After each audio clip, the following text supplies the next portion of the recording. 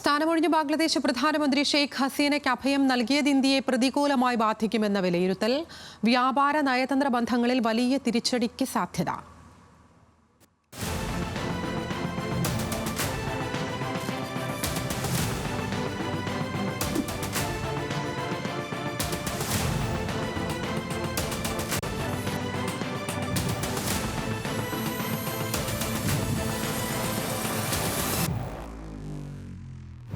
ഷെയ്ഖ് ഹസീനയുടെ രാജിക്ക് പിന്നാലെ പട്ടാള ഭരണത്തിനാണ് ബംഗ്ലാദേശിൽ അരങ്ങൊരുങ്ങുന്നത്.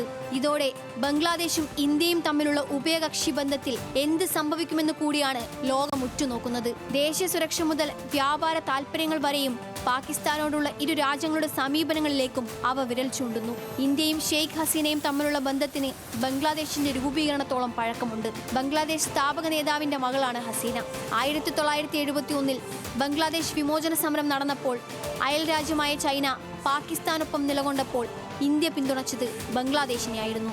ഇന്ത്യയുടെ വ്യാപാര താൽപര്യങ്ങൾ പരിപോഷിപ്പിക്കുന്നതിന് മികച്ച പിന്തുണ നൽകിയിരുന്നയാളാണ് മുൻ പ്രധാനമന്ത്രി ഷെയ്ഖ് ഹസീന.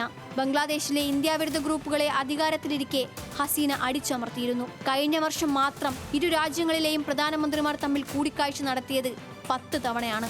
നരേന്ദ്രമോദിയുടെ മുസ്ലിം വിരുദ്ധ പരാമർശത്തിൽ ഇസ്ലാമിക രാജ്യങ്ങൾ ആഞ്ഞടിച്ചപ്പോൾ ഷെയ്ഖ് ഹസീന മാത്രം നിശബ്ദയായിരുന്നത് ആ ബന്ധത്തിന്റെ പേരിലാണ്. ബംഗ്ലാദേശിൽ സംവരണ വിരുദ്ധ പ്രതിഷേധം കനത്തപ്പോൾ വെറും ആഭ്യന്തര പ്രശ്നമാണതെന്നായിരുന്നു ഇന്ത്യയുടെ വാദം. ഷെയ്ഖ് ഹസീനയെ പ്രതിരോധത്തിലാക്കുന്ന ശ്രമങ്ങളെ ഇന്ത്യ ചെറുക്കുന്നതും നയതന്ത്രമാണ്. ഇൻഡോ പസഫിക്കിൽ ചൈനയുടെ വർദ്ധിച്ചുവരുന്ന സ്വാധീനത്തെ ചെറുക്കുന്നതിന് നിർണായക സഖ്യകക്ഷിയായിട്ടാണ് ബംഗ്ലാദേശിനെ ഇന്ത്യ കണക്കാക്കുന്നത്. 2021-22 സാമ്പത്തിക വർഷം ഏകദേശം $15 ബില്യൺ കോടി വ്യാപാര ബന്ധമാണ് ഇരു രാജ്യങ്ങളും തമ്മിൽ നടന്നത്.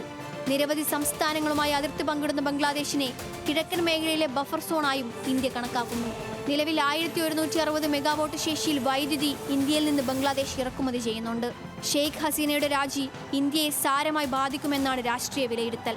ഷെയ്ഖ് ഹസീനയോടുള്ള പോലെ അടുപ്പം ബംഗ്ലാദേശിലെ പ്രതിപക്ഷമായ BNPയുമായി സ്ഥാപിക്കാൻ ഇന്ത്യക്ക് സാധിച്ചിട്ടില്ല.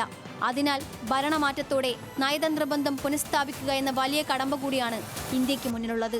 International desk, news Malayalam.